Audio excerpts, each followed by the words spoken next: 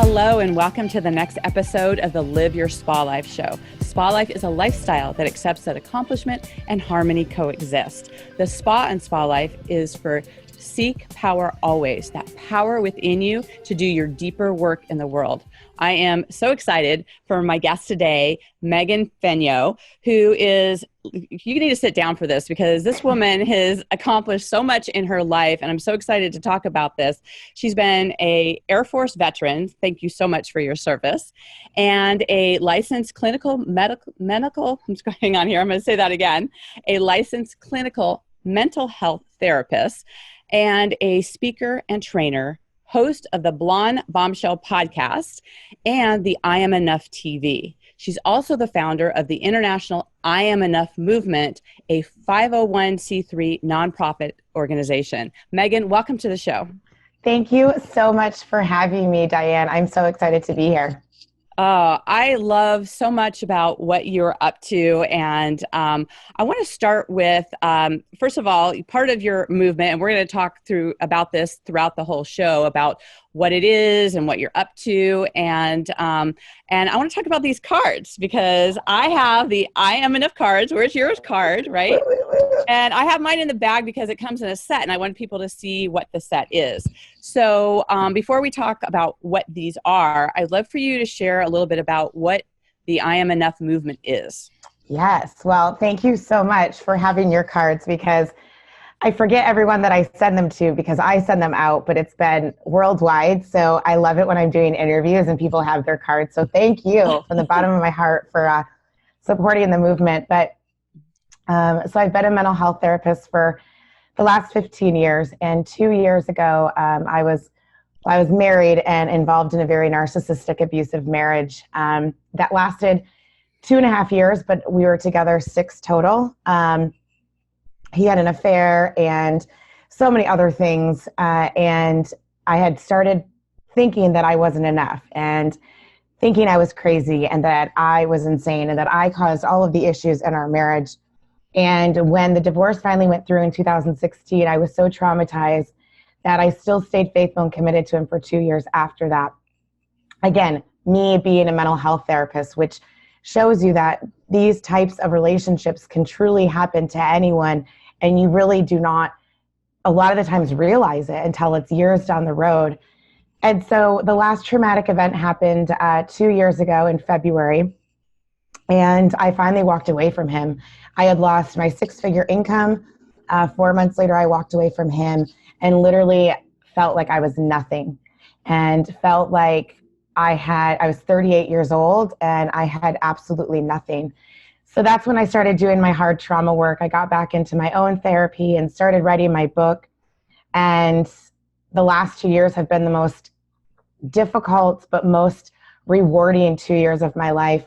So one of the things I teach my patients, my clients, is the power of visual coping skills. And so when I was doing my trauma work, I'm a huge affirmation fan, and I have, behind me, I've got quotes and everything all in my house and in my car. And I was writing different things on sticky notes while I was doing my trauma work. And one of the things that I've always loved has been the I am enough phrase.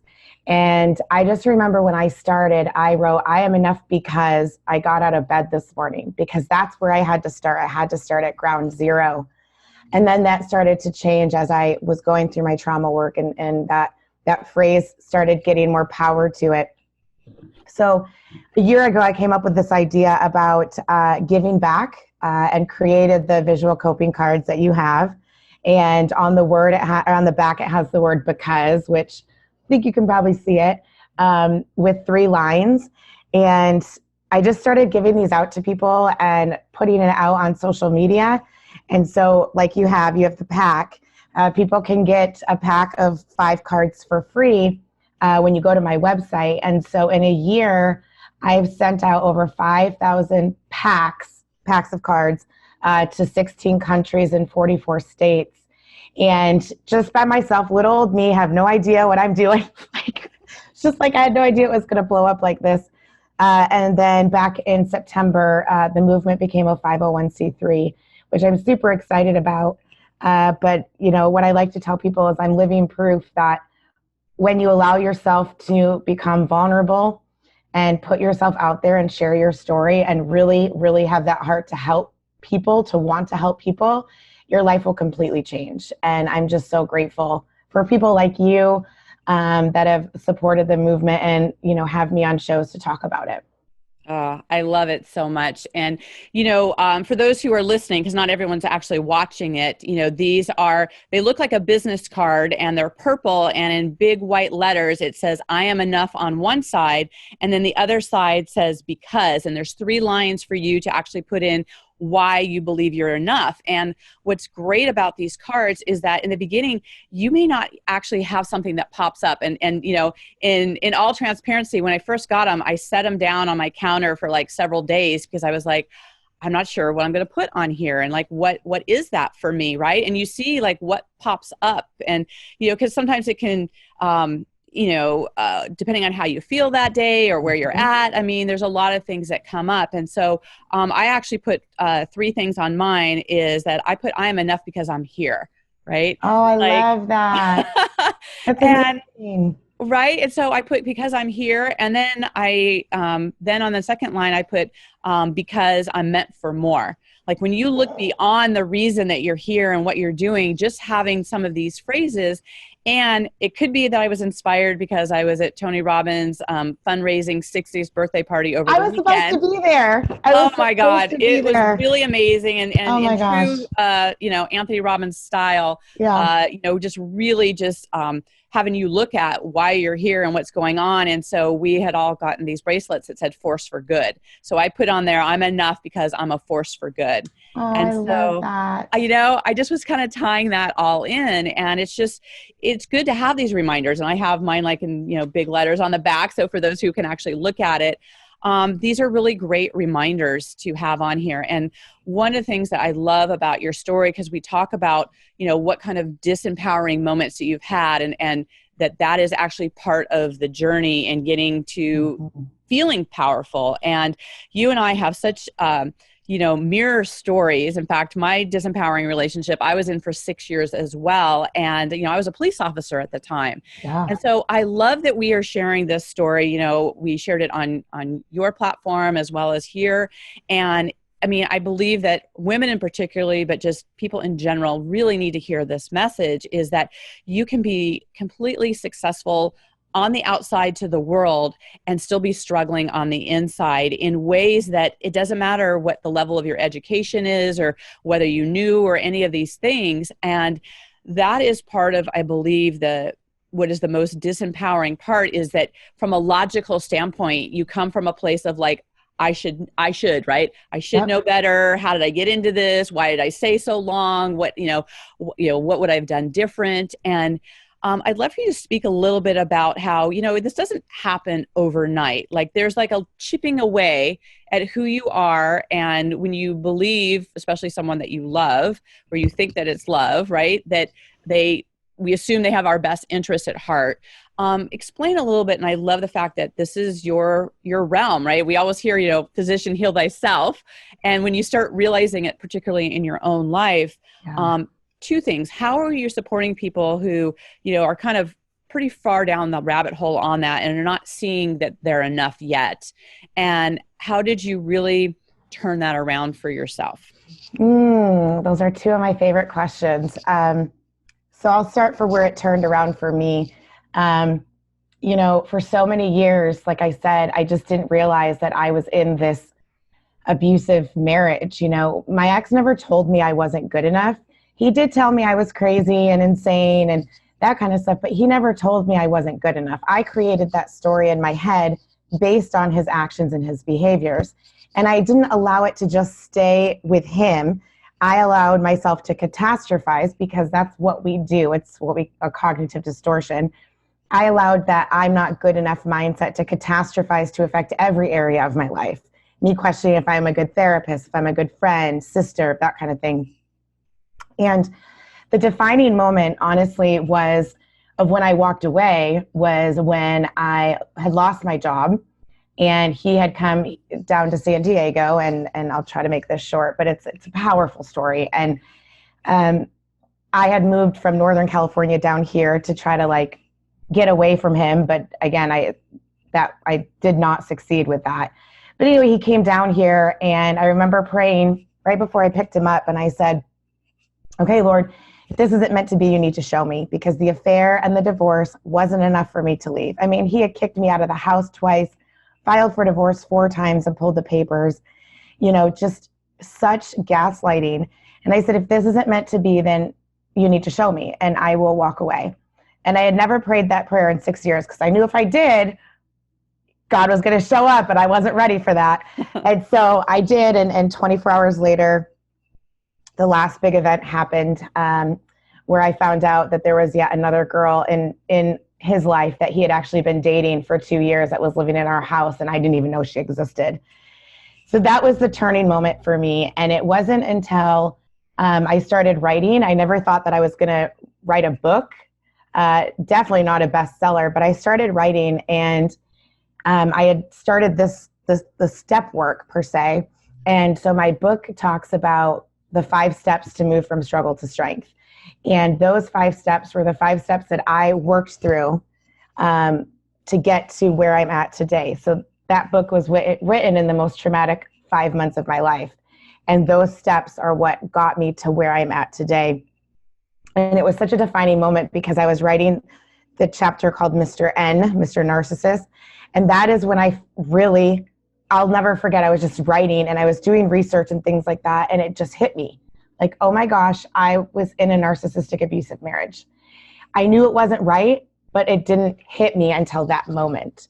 And so that was a defining moment for me. And the minute I pressed enter on Amazon and let the world see the true me, to be vulnerable and authentic, that is where everything changed in my life.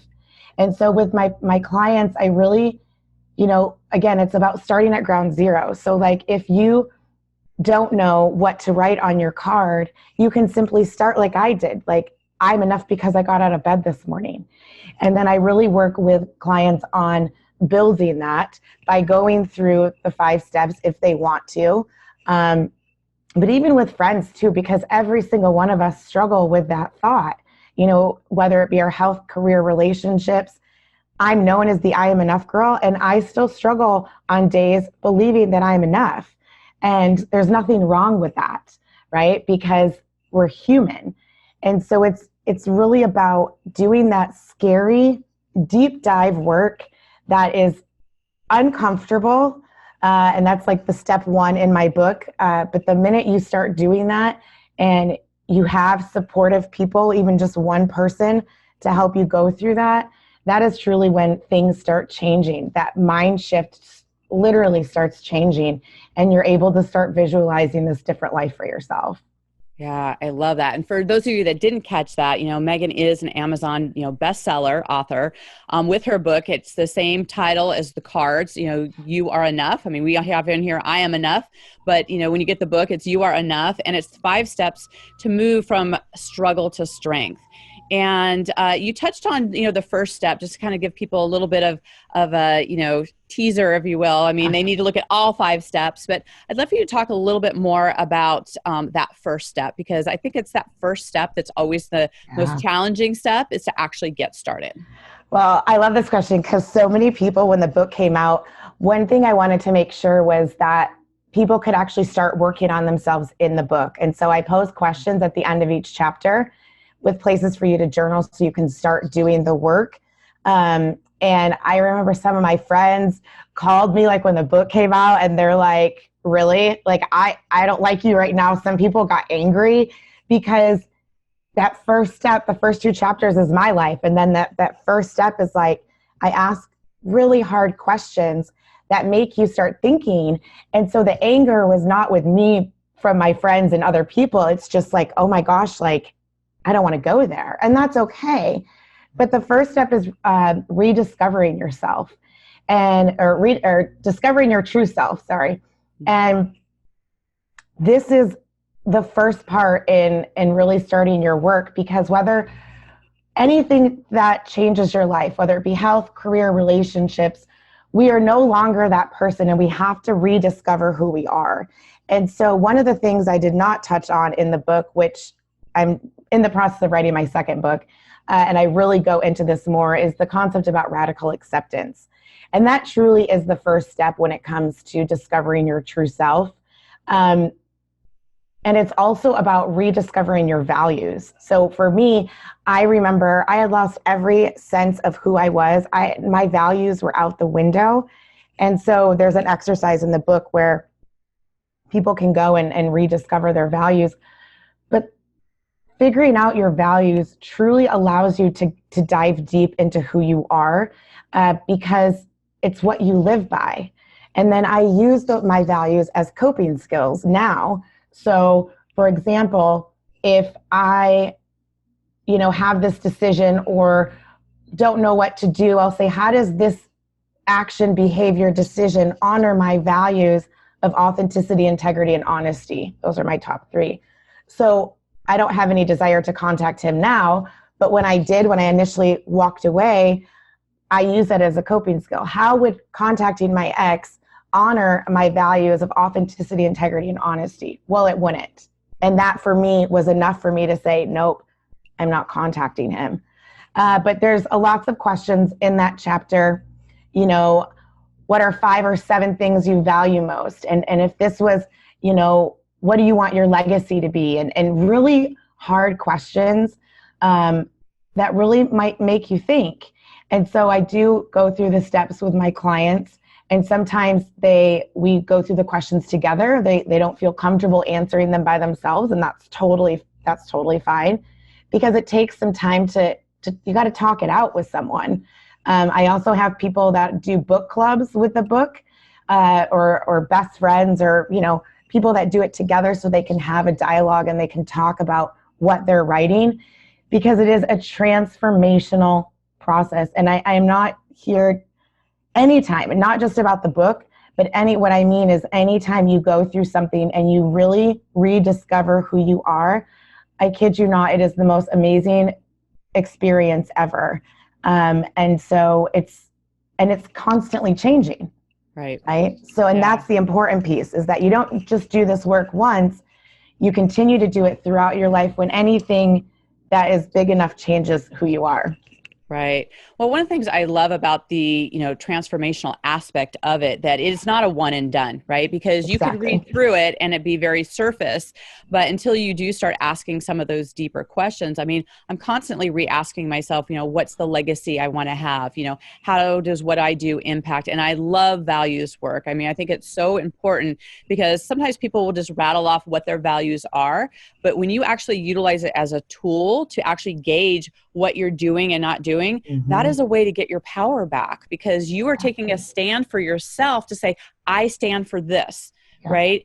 And so if you are not utilizing your values, then you kind of need to look at them and go, are these really my true values, right? Because the decisions you're making, if you're not utilizing that as a tool, you may just be going with, what you think or what other people, or be swayed, right? You're not really standing in what that is for you. So, I love that you're putting people to the task on this, because, it's challenging to ask ourselves those kind of questions and what that actually looks like. And, I can tell that, especially when you do like the deeper work, you start having a lot more clarity and get really clear. And, you're really clear about your passion and purpose. And you've got kind of like 4 kind of tenets that you have around that, starting with building confidence. So I would love for you to kind of talk a little bit about that. And that way it just kind of helps people look at, how you're following your purpose and how this lines up for what you are doing.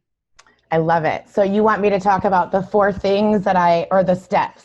I just want to clarify. So yes. So, and I wanted to do that too, because, you've got the 5 steps, and we talked a little bit about the first one on that. I think I want to leave that for people to pick up the book so they do the work. So I'm not going to get too much into that, but I think more of like the 4 things that, and how are you calling the 4 things? You talk about it being like, your passion and purpose. How do you, first of all, what are they and how do you use them? Well, I'm just going to be authentic, because this is who I am. I had to pull it up real quick, because that's in my bio. And those 4 things basically are to help you build confidence, find clarity in getting what you want in life, and get inspired to take action towards building the life of your dreams, and then finally empowering you to believe that you are enough.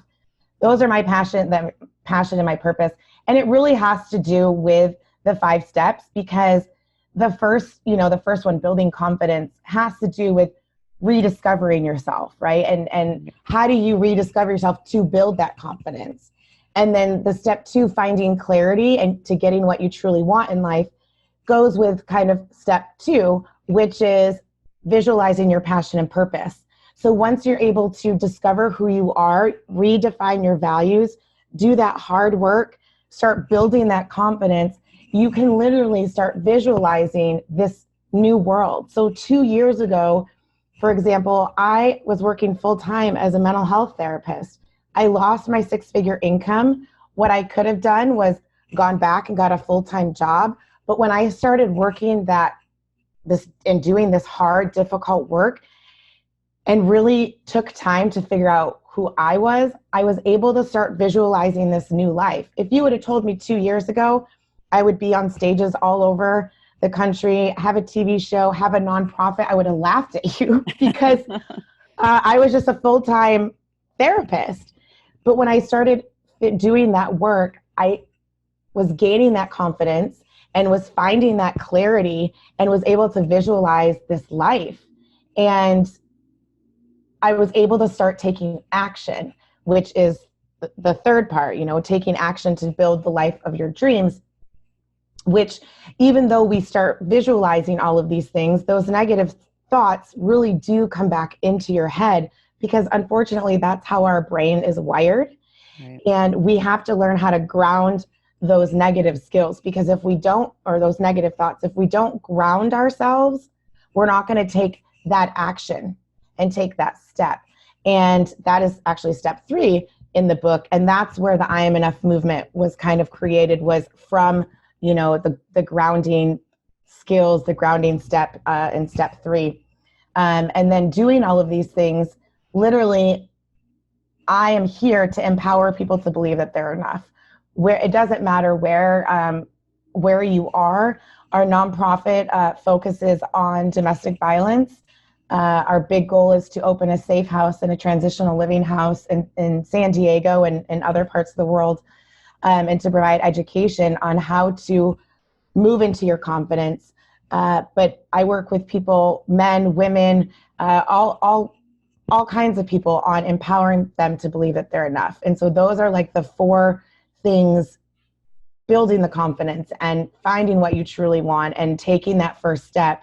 That's my passion and purpose. So yeah, I love it. I love so much what you're up to. And, it's so true. Like, I think anyone, even our listeners, if you look at even just a year ago or 3 years ago, 5 years ago, and when you look at how far you've come, right? It's like, if you're constantly looking to make, those shifts and you're actually in it, then it really makes a big difference. For if somebody's listening and they're like, well, not that much has changed in a year, I think it's like a good time to ask yourself, well, where are you going and what are you doing and what are you, weighing those things against? And not from a judgment standpoint, from just like, where are you satisfied in where you're at? Or is there something more for you? Or what is it that you want to do?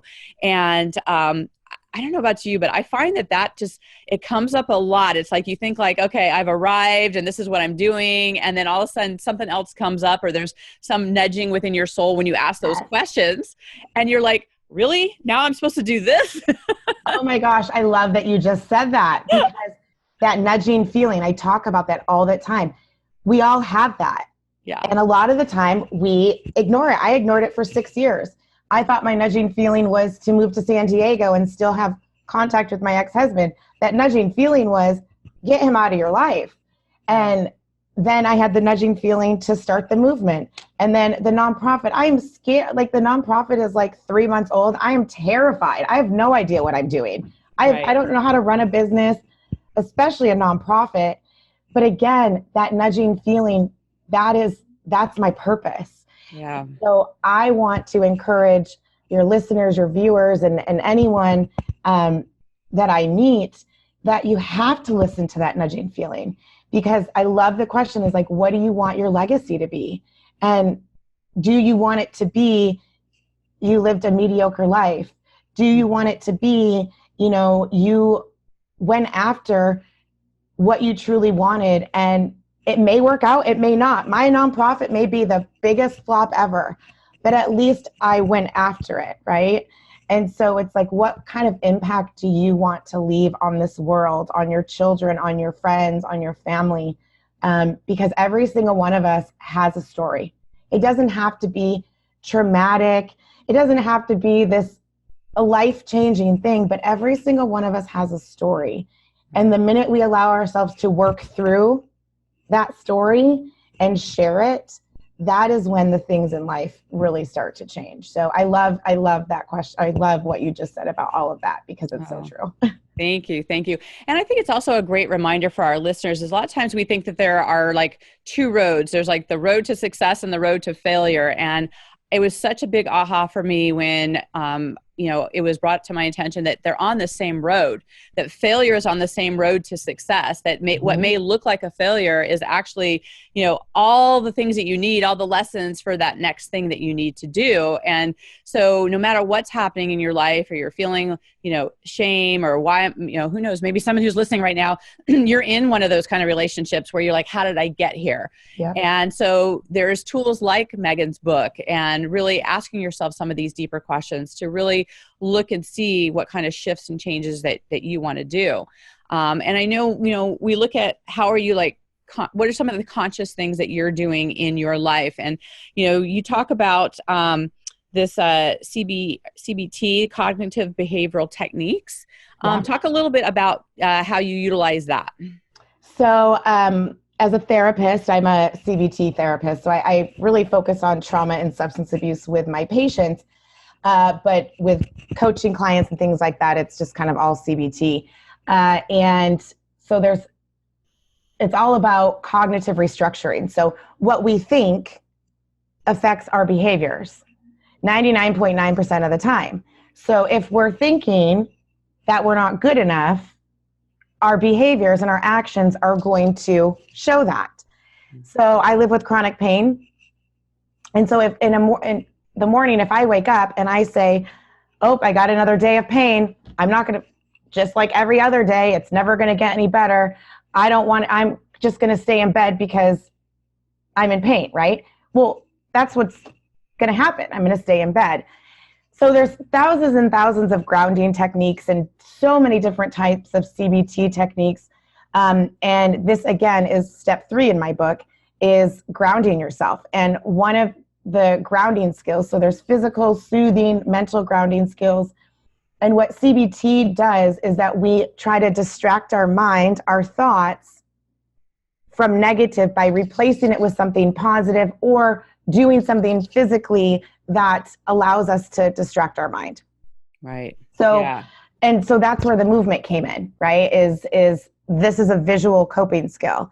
And so your audience can go to my website. I'm all about giving back. So going to my website, you don't ever have to purchase anything. But as a therapist, I have so many techniques, so many resources. And so on my website, they can go to my website and download some grounding skills on there for free, and like my top 100 positive affirmations. There's just a lot of great skills on there, because that is truly what we have to do. We have to learn to ground our negative thoughts so that we can take that step to move forward. Definitely. I love that. And, we have to be conscious about what we create, in our mind, in our space, which reminds me, one of the things I love to ask my guests is about your environment, right? We feel differently in our living room versus our bedroom versus our kitchen. So what is your favorite room in your home and why? So I love this question, and I've never been asked this question, but I think it's so important because I have a roommate, and as you can see, my wall that I usually put up broke over the weekend. So that's why you see my whole living room, but usually it's like, partitioned off. But I also see patients on video in my living room. So I have a 2-bedroom, 2-bath apartment, and this is my office, is my kitchen table, because I refuse to bring anything into my bedroom. I refuse to bring in my computer, because I do struggle with anxiety and OCD, and all of this stuff. So my favorite room in my house is my bedroom, and my patio, because I'm overlooking the stadium with a bunch of palm trees. So I do love my patio, but is my bedroom, because it's kind of like my safe place where I really don't bring in stress or anxiety. And so that definitely is probably my favorite room, because, and it's my own space. I love my best friend. She's amazing, but it's my own space. It's decorated how I want. But yeah, that's the one thing that I always stress, and I'm going to stress to your audience too, is do not bring that stuff into your room. That should be one of your sacred places. So my long story short, my room is my bedroom. So.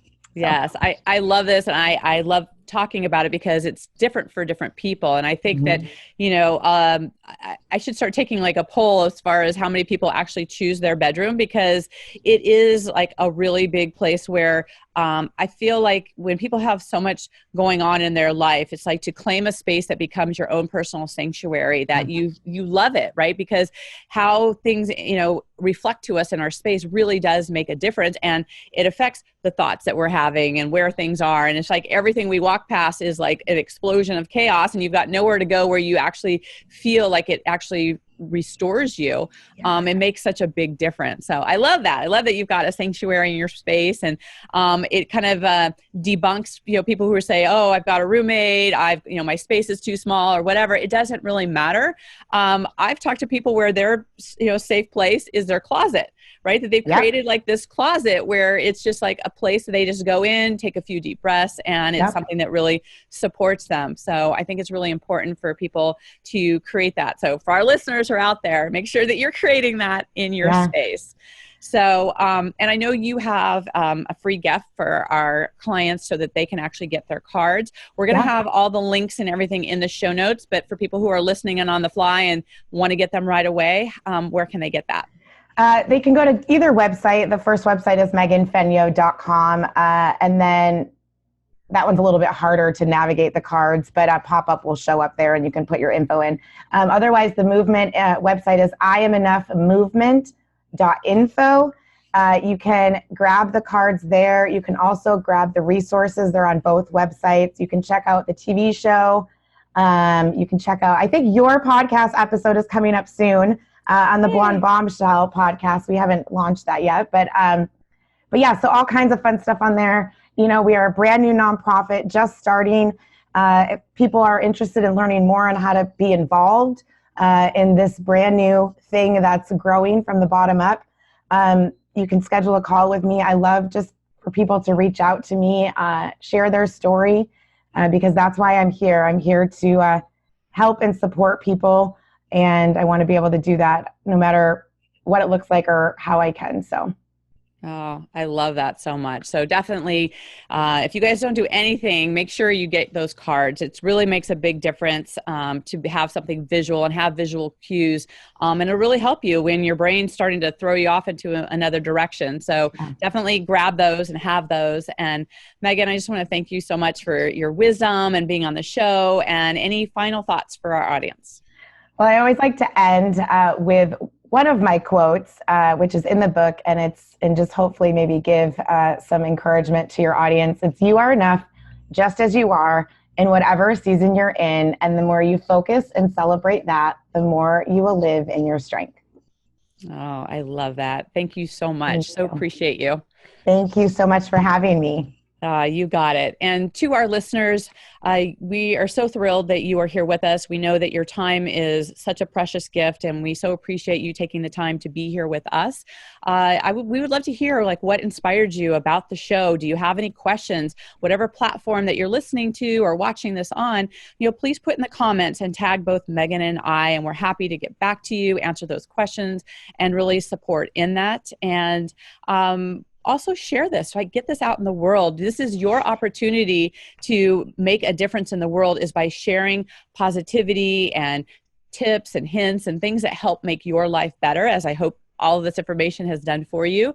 So tag a girlfriend, share this, get it out there. This is how we make a difference in the world and how you can actually be part of that.